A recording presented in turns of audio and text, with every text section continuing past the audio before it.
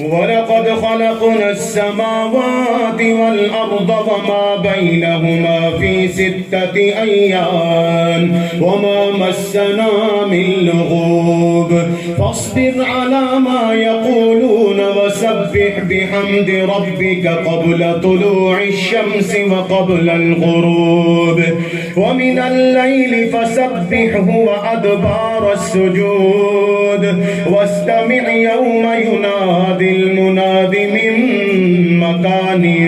قريب يوم يسمعون الصيحة بالحق ذلك يوم الخروج إنا نحن نحيي ونميت وإلينا المصير يوم تشقق الأرض عنهم سراعا